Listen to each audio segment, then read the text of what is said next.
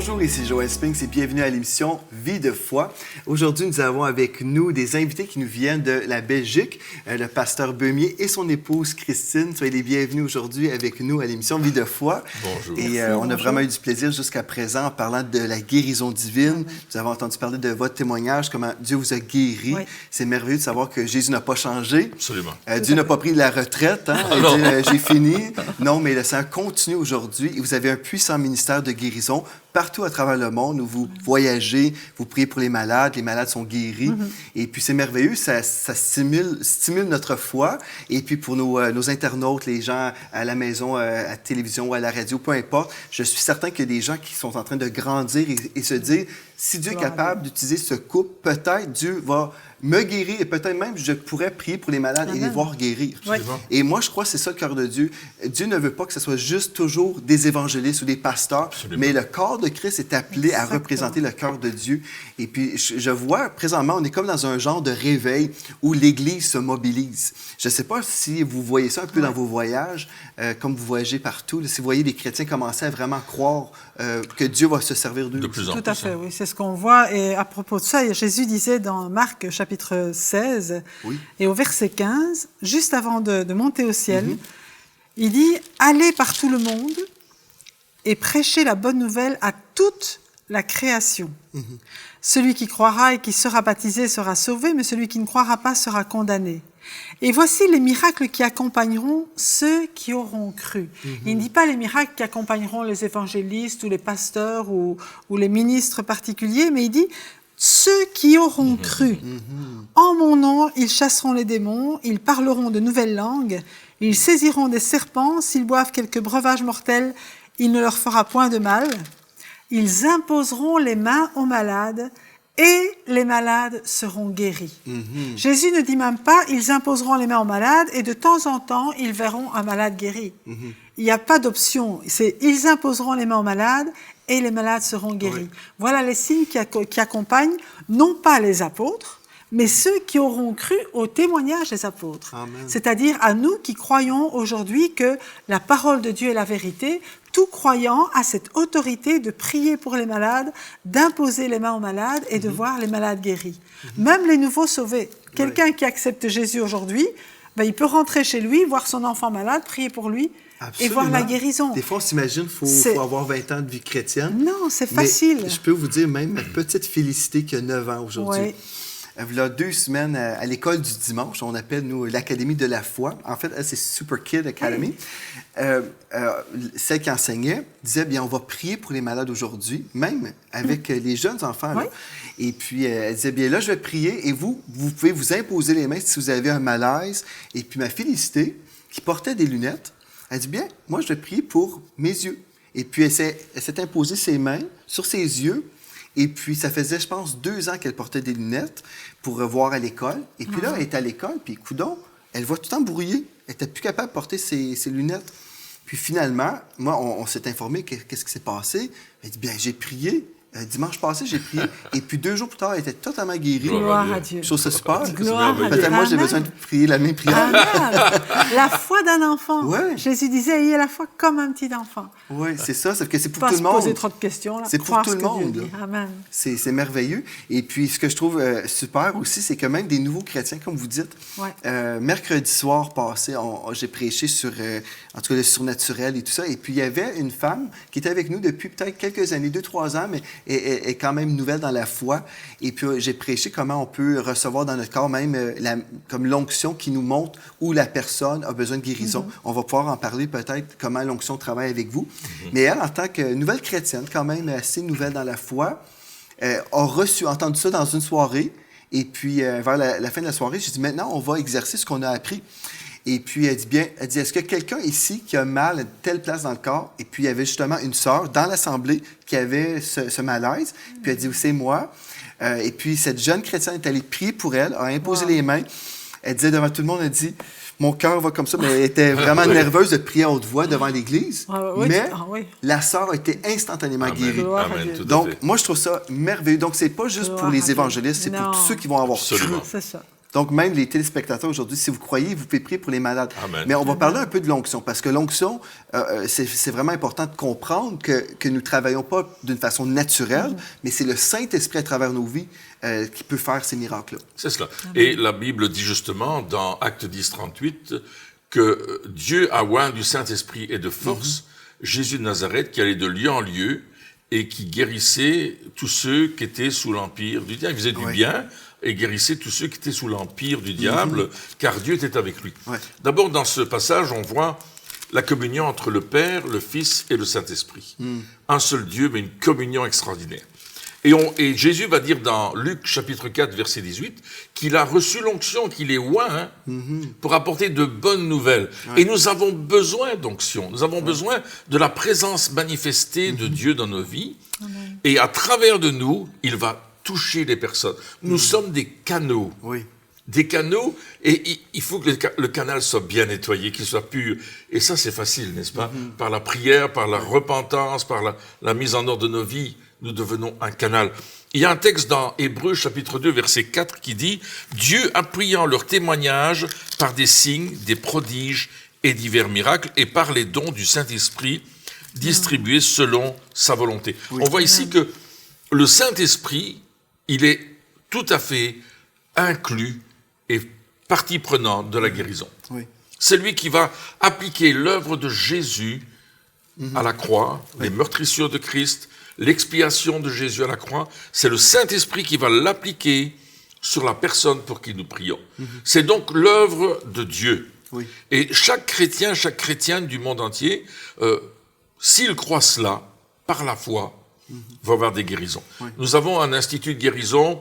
On fait des conférences de guérison, et dans notre dernière conférence de guérison qu'on tenait en Belgique, nous avions des étudiants qui ont suivi ces 5 jours de formation. Et le dernier soir, ce n'étaient plus les orateurs qui priaient pour les malades, mais c'était les personnes qui avaient suivi les cours, qui recevaient des paroles de connaissance, et qui commençaient à les partager. Évidemment, comme tu disais, leur cœur battait la chamade, parce qu'ils disaient « Oh, si je me trompe, qu'est-ce qui va se passer ?» Je dis « Ok, qu'est-ce que tu as reçu ?» Alors, une jeune fille, elle est là, elle est une nouvelle convertie de quelques mois, je vais dire, peut-être une année maximum. Elle recevait que quelqu'un avait une douleur dans le dos. Elle dit « Ok, qui a des douleurs dans le dos ?» Les gens étaient venus avec une telle attente qu'ils se sont précipités à chaque appel. Et les gens venaient devant pour recevoir la guérison. Les orateurs n'ont pas prié. Ce sont les étudiants qui sont allés prier et qui ont vu les guérisons. Et ils étaient là. Ça fonctionne, ça marche, ils sont guéris. Alléluia, gloire à Dieu. Encourageant. C'est merveilleux. Et ça, c'est le but, c'est ça. Oui, c'est l'Église qui se lève. C'est ça. Moi, je pense que pendant longtemps, c'est ça l'Église normale. En fait, l'Église normale, c'est une Église active, vivante, où on croit la parole de Dieu, on prie pour les malades, on les voit guérir. C'est ça. Ça, c'est vraiment merveilleux. Vous avez lu ce texte-là, Hébreux 2, verset 4. Oui. Je vais le relire. C'est dit, Dieu appuyant leur témoignage par des signes, des prodiges et divers miracles et par les dons du Saint-Esprit distribués selon sa volonté. Ouais. Et puis, on connaît la volonté de Dieu, c'est de rencontrer les besoins des gens. Tout à fait. Mais souvent, on a pris des textes comme ça, ou dans 2 Corinthiens, qui nous parlent de des dons du Saint-Esprit. On voit, ou dans 1 Corinthiens, plutôt chapitre 12, on peut voir, par exemple, ici, verset 11, on voit, premièrement, je vais commencer au verset 7.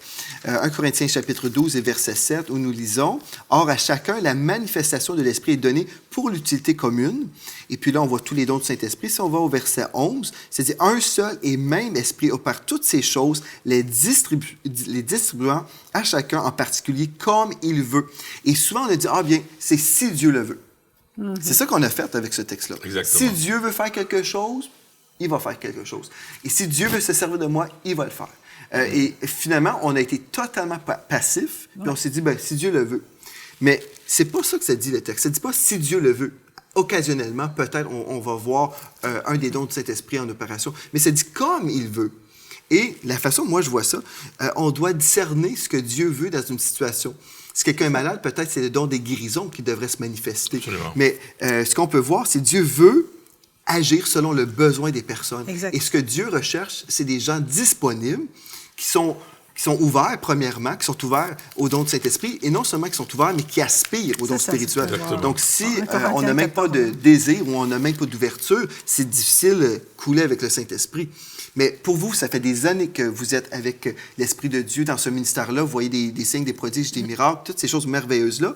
Mais à quelque part, vous avez choisi de répondre à l'appel de Dieu pour vous consacrer pour l'œuvre de Dieu. Et on peut voir que tous ceux qui veulent sont des candidats là, pour ce ministère-là. Donc, dites-moi, qu'est-ce qu'on devrait faire? Et nos amis à la maison aujourd'hui sont là, qui disent, je veux recevoir la guérison, oui, mais aussi j'aimerais prier pour les malades.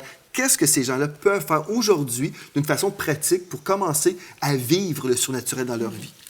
Je crois que tu as touché un point important, c'est que quelqu'un qui veut exercer un ministère, un service, hein, c'est peut-être mieux le mot service, servir le corps de Christ ou servir l'Église ou servir Dieu à travers les dons, c'est d'abord pour devenir un don soi-même, il faut se donner soi-même à Jésus.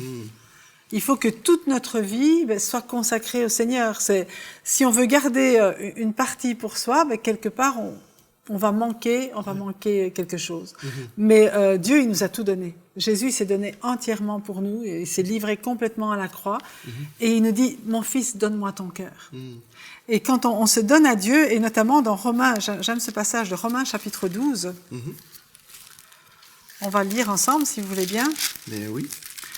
Il dit, je vous exhorte donc, frères, au verset 1, Romains 12, 1, je vous exhorte donc, frères, par les compassions de Dieu, à offrir vos corps comme un sacrifice vivant, saint, agréable à Dieu, ce qui sera de votre part un culte raisonnable. Le culte raisonnable, le service raisonnable qu'on a envers Dieu, c'est vraiment d'offrir nos corps pour qu'il puisse utiliser nos corps. Vous voyez, il y a 2000 ans, Jésus, il avait 2 mains, 2 pieds, 2 yeux, une bouche. Mais aujourd'hui, il a les mains, les pieds, les yeux, les bouches de tous ceux qui se donnent à lui et qui forment son corps. Et il veut utiliser aujourd'hui son corps pour manifester son amour et ses compassions au monde qui nous entoure. Pas seulement aux chrétiens, bien sûr, on est privilégiés, mais tous ceux qui nous entourent ont besoin de voir que Dieu est réellement un Dieu d'amour, que Dieu est vivant aujourd'hui, qu'il agit aujourd'hui. Et ça, il ne peut le faire que si on lui offre nos corps pour qu'il nous utilise selon son plan, selon sa volonté. Mais sa volonté, c'est pas restrictif, c'est plus... il a envie de faire encore plus que ce qu'il fait maintenant. C'est nous, parfois, qui restreignons son œuvre. Et on a besoin de se donner de plus en plus totalement à lui. Et comme le verset suivant le dit, de ne pas se conformer au siècle présent, mais d'être transformé, transfiguré continuellement par le renouvellement de l'intelligence, afin de discerner quelle est la volonté de Dieu, ce qui est bon, ce qui lui plaît, ce qui est parfait à ses yeux. C'est merveilleux. La première chose, se donner à Jésus. OK, c'est merveilleux. Mais c'est assez simple quand même. Premièrement, il faut faire de Jésus le Seigneur de notre vie. Se donner au Seigneur. Mais après, quelqu'un qui dirait, moi, ça fait des années, là, je sers le Seigneur dans mon église locale, j'aime Dieu, mais je ne vis pas le miraculeux, je ne vis pas le surnaturel. Est-ce que j'ai un problème, un défaut de fabrication? C'est quoi mon problème? Est-ce qu'il y a des choses qu'on peut faire pour commencer à activer ou vivre plus l'onction dans nos vies? Selon vous, Frère Beumier, dites-moi, là, pour vivre l'onction. Premièrement, je dirais que notre communion avec Dieu est importante. Notre communion personnelle, le temps que nous passons avec le Seigneur, l'amour qu'on peut avoir entre nous et Dieu est important. Pourquoi est-ce que des personnes ne fonctionnent pas dans les dons? Eh bien, le manque de connaissances. Faute de connaissances, mon peuple périt. Et souvent, des personnes ne sont pas capables de rentrer dans cette dimension-là parce qu'ils ne savent pas ce que Dieu a fait. Et moi, je conseille à chaque personne d'étudier tous les miracles que Jésus a accomplis, par exemple, et de les reprendre dans chaque évangile et de les comparer les uns aux autres, et puis de se faire une idée de ce que Jésus a fait, et la manière dont il a prié. Ça, c'est important. Je crois aussi qu'il faut s'entourer aussi de personnes qui ont la foi dans la parole de Dieu, et des gens qui vivent le ministère. Quand moi j'ai commencé à exercer le ministère de guérison, d'abord je savais pas trop sur le ministère de guérison. Je savais que Dieu voulait guérir et qu'il voulait le faire. Et puis je me suis rendu compte que je devais apprendre. Alors j'ai commencé à lire beaucoup de livres. J'ai commencé à regarder des vidéos. J'ai commencé à aller à des rencontres où il y avait des serviteurs de Dieu qui avaient le don de guérison. Je leur ai demandé aussi qu'ils prient pour moi. L'onction aussi est transmissible. Voilà, parce que quand il dit aspirer au don, quand il parle du verbe aspirer, c'est-à-dire rechercher avec urgence et instance. C'est pas désirer ardemment. Désirer ardemment. C'est pas seulement dire, oh, j'aimerais bien le don de guérison qu'il a. Hein. Ouais, j'aimerais bien. Bon, donne-le-moi.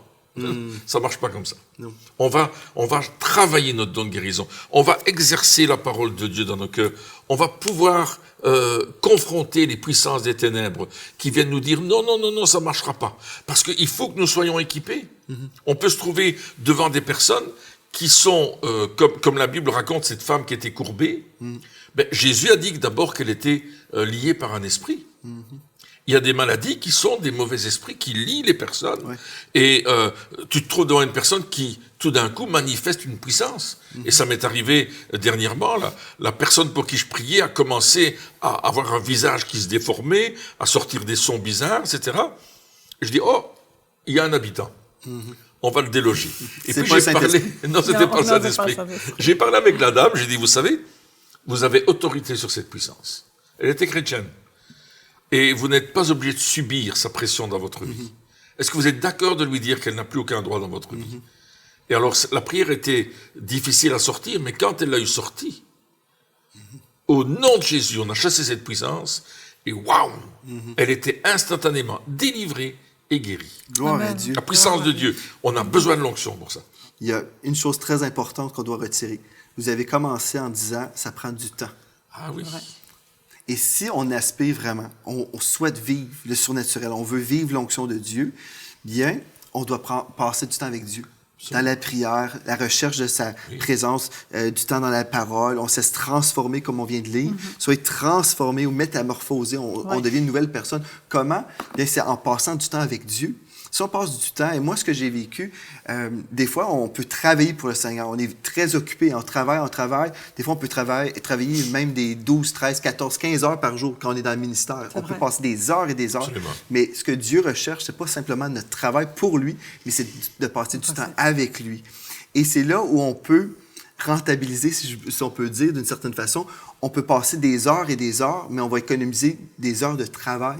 Moi, je trouve ça tellement merveilleux. Si on peut juste choisir et dire, aujourd'hui, là, je vais mettre des choses de côté et vraiment être à la recherche de la présence de Dieu et baigner dans sa présence, même si vous passez 5 heures dans la prière, c'est possible. Mais ça, c'est quand l'onction de Dieu est là. Parce que humainement, c'est difficile de prier 5 heures. Prier en français, par exemple, pendant 5 heures, c'est longtemps, comme on dit au Québec. Ça serait difficile. Mais si on se met à prier en esprit, Amen. On est dans notre salle de prière, notre chambre, peu importe, on passe du temps avec Dieu, et là, on découvre la présence du Saint-Esprit et on vit la communion du Saint-Esprit. C'est là où l'onction augmente dans nos vies. Et là, l'œuvre du ministère est plus simple. Mais si on y va d'une façon naturelle, comme vous avez dit, on peut étudier des ministères de guérison, et c'est bon parce qu'on peut recevoir de l'onction. Mais si on est juste là d'une façon intellectuelle et dire, OK, il fait ça, comme ça, mais c'est pas naturel, c'est surnaturel. C'est ça qu'on veut. Tout à fait. Il n'y a pas de mimétisme, on ne va pas copier ce que l'autre fait. Par exemple, ici, on vient de faire une tournée au Québec. Avant de partir de chez nous, pendant les 15 jours qui ont précédé notre départ, j'ai jeûné toutes les matinées.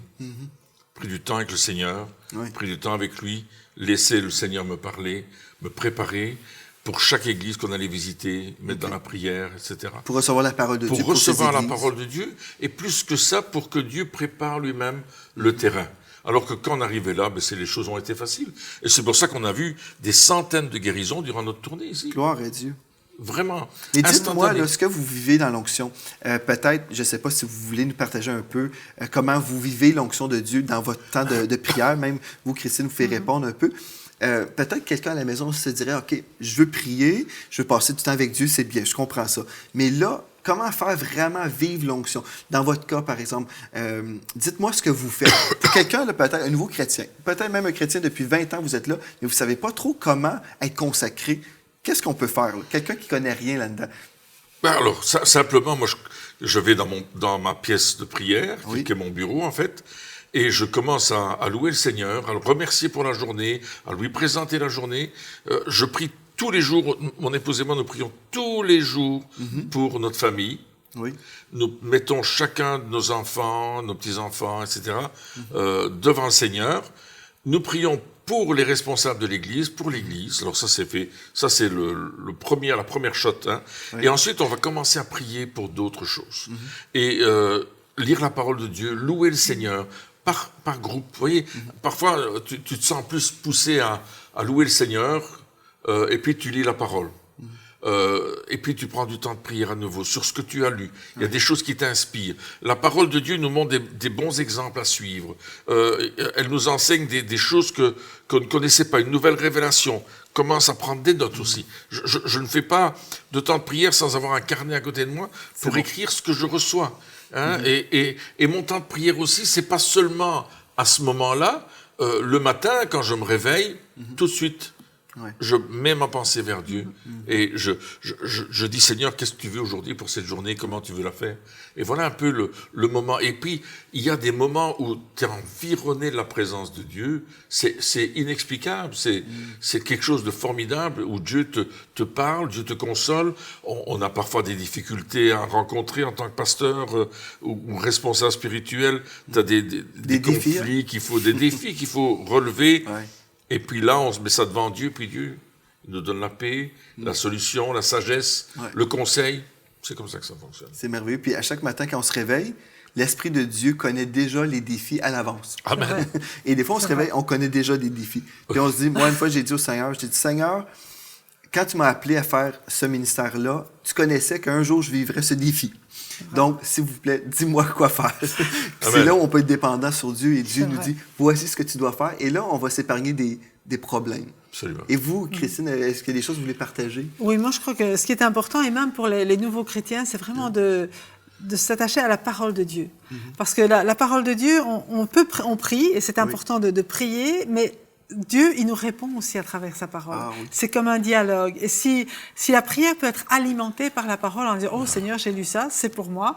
Waouh, merci Seigneur, et puis je veux le vivre dans ma vie. » Ça fait vraiment une dynamique qui nous permet d'avancer avec le Seigneur et de dire « Ok, Seigneur, je te prends au sérieux, tu me dis ça, je le crois, je veux le vivre. » Et Dieu agit aussi dans notre vie à travers ça. C'est ça qui nous fait grandir. Oui, parce que la prière, c'est pas simplement nous qui parlons à Dieu. Dieu nous parle. Absolument. C'est une conversation. Absolument. Moi, j'aime ça. Des fois, j'étais comme à bout, là. Je ne sais pas si vous avez déjà été comme ça. Et je dis, Seigneur, là, j'ai besoin d'une réponse. Parle-moi. Ouais. Et là, tout d'un coup, le Seigneur me donne une référence biblique que je ne connais pas, là. Je suis comme, OK, je vais aller voir. Et là, j'ai exactement la réponse que j'avais besoin. Et c'est merveilleux parce qu'on sait que Dieu nous entend et Dieu nous parle. Oui. Des fois, Dieu va nous parler dans notre cœur, comme ça. Des fois, ça peut être par un frère, une sœur, une parole de connaissance, parole de sagesse, peu importe. Et des fois, c'est une référence biblique aussi. Puis on est là, on se dit, ben gloire à Dieu, le Seigneur a répondu de cette façon. Donc, ça, c'est super merveilleux parce que des fois, on est là, on voit des gens comme vous avec un ministère de guérison, puis on se dit, mais ça ressemble à quoi leur vie là, avec le Seigneur? Et c'est sûr, ça prend du temps. Absolument. Qu'on soit nouveau chrétien ou un vieux chrétien, ça prend le temps de rechercher la présence de Dieu et d'être dans sa présence. Et c'est là où le Seigneur va nous révéler des choses.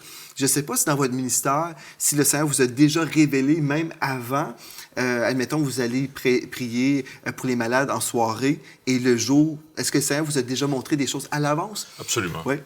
Absolument. C'est arrivé souvent où je sais que je vais rencontrer telle personne qui aura tel problème. Parfois, je sais même qui. Oui. Ah oui. Et parfois, j'ai reçu le nom. Ça m'est arrivé au Minneapolis dernièrement de recevoir le nom d'une personne avec la maladie qu'elle avait exactement. Je ne connaissais pas cette maladie-là, donc j'ai dit cela. Et puis, personne ne réagissait. Quelqu'un a dit, oui, mais moi, je connais quelqu'un. Et puis, il y avait une femme dans le fond, elle dit, mais c'est moi. Je m'appelle comme ça. C'était du genre de Mélanie. C'était un mot un peu plus compliqué, mais c'était Mélanie son nom. Moi, j'avais reçu Mélanie. Je connais pas trop bien les prénoms américains. Elle a dit, mais c'est moi. Et j'ai exactement la maladie que vous décrivez. Wow. Et j'avais reçu ça avant de partir aux États-Unis, en priant pour ces réunions-là. Le Seigneur m'avait dit, voilà, tu vas rencontrer une personne, elle aura ça. Et la dame s'est avancée, elle était guérie. C'était extraordinaire, oui. Mais vous savez, quelqu'un pourrait dire, bien, moi, je voudrais vivre ça, là. Mais vous avez passé par votre chambre de prière. Absolument. C'est ça. Ça fait que des fois, les gens veulent vivre des choses où on dit, j'aimerais ça. Mais il y a une différence entre aspirer comme rêver. Hein? Je souhaiterais vivre ça. Ou bien je veux. Ou je veux. Hein? Parce que le vœu, c'est je vais m'investir, je vais rechercher la présence de Dieu. Et Dieu veut se manifester. Moi, je suis convaincu. Et ce qui me réjouit vraiment, c'est quand je vois des nouveaux chrétiens qui prient pour les malades et on les voit guérir. Des enfants qui prient pour les malades, qui sont guéris. Moi, ça me démontre le cœur de Dieu. Dieu veut guérir. Et puis, il s'attend juste à nous. Absolument. Des fois, on est là, on dit, oh, j'attends que Dieu me choisisse, mais on est déjà choisi. Dieu veut se servir de nous, il veut, mais Dieu a besoin des gens consacrés, des gens qui vont peut-être fermer la télévision, pas pendant l'émission Vie de foi, mais ils vont fermer la télévision quand il y a d'autres choses qui jouent qui sont peut-être des choses inutiles. Il y a beaucoup de temps qu'on perd. Distrait. Et puis, oui, on peut être distrait par plein de choses. Mais quand on réalise, on a un héritage, c'est merveilleux, on a des promesses, on peut les croire, on peut méditer sa parole et transformer pour discerner la volonté de Dieu, ce qui est bon, agréable et parfait. Et ce que Dieu veut pour nous, c'est des bonnes choses. Amen. Et puis, si vous êtes témoin de ça, vous voyez la bonté de Dieu dans vos vies, dans vos ministères.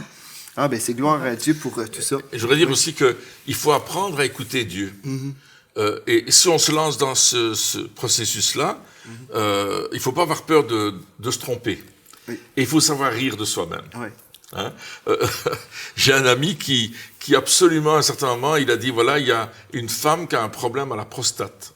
Alors, on sait que les femmes n'ont pas de prostate. Alors, quand il a découvert qu'il disait une bêtise, on a ri. Il a ri de lui-même. On doit, à un certain moment, apprendre à rire de soi. Ouais. Hein? Parce que Dieu est en train de faire quelque chose. Et on peut se tromper. Et je crois qu'on doit se donner le droit de se tromper à un certain moment. Parce qu'on est prêt à apprendre. Pour autant qu'on est enseignable. Oui. Et c'est ça qui est important. Et qu'on puisse dire, quelqu'un puisse te dire, attends, là, t'as pas bien agi. Oui. Il faut être enseignant. Vous savez, là, ce que vous dites là aujourd'hui, je pense à ce verset-là. 1 Timothée, verset 7, ça dit « Ce n'est pas un esprit de timidité que Dieu nous a donné, ou de crainte, là, mais un esprit de force, d'amour et de sagesse. Et des fois, on a tellement peur de faire des erreurs, tout ça. Et c'est correct. Comme j'enseignais mercredi soir passé, on ne sera pas crucifié ou lapidé si on se trompe. On peut se tromper, c'est pas la fin du monde, mais il y a des gens qui vont dire « moi, je me suis jamais trompé ». Mais ils n'ont jamais rien fait non plus. Voilà, c'est-à-dire que si on veut œuvrer et que l'Esprit de Dieu se serve de nous, ça se peut qu'on va prendre des pas par la foi et peut-être des fois on va se tromper, mais il vaut mieux prendre des pas par la foi et se tromper et finalement voir des résultats que de rien faire du tout. Ouais. Mais des fois, les gens sont là, ils vont dire, bien moi je suis trop gêné, je suis trop timide. Mais en fait, la timidité, comme j'ai enseigné récemment, la timidité et l'orgueil sont des jumeaux. Parce que si je suis là puis je dis, je suis timide ou j'ai peur de répondre à l'appel de Dieu, j'ai peur de faire ci ou ça, en fait, j'ai peur de l'opinion de l'homme. J'ai peur du jugement. Mais si je dis, OK, Seigneur, tu m'appelles à faire quelque chose, je vais prendre un pas par la foi. Si je me trompe, bien, les gens autour de moi, ils vont m'aimer quand même. Et puis, ils vont être fiers même que j'ai pris un pas par la foi. Et puis, la prochaine fois, bien, je vais recevoir peut-être quelque chose de plus précis de ta part. En tout cas, on va continuer cette semaine en parlant encore de la guérison de Dieu. Aujourd'hui, on a vu un peu le cœur de Dieu pour l'Église, qu'on puisse vraiment être mobilisé dans ce ministère-là, parce que Dieu veut guérir encore aujourd'hui. Il veut se glorifier à travers nos vies. Donc, merci d'avoir été là aujourd'hui. On va poursuivre demain. Et puis, merci à vous d'avoir été là également. D'ici à la prochaine fois, soyez richement bénis.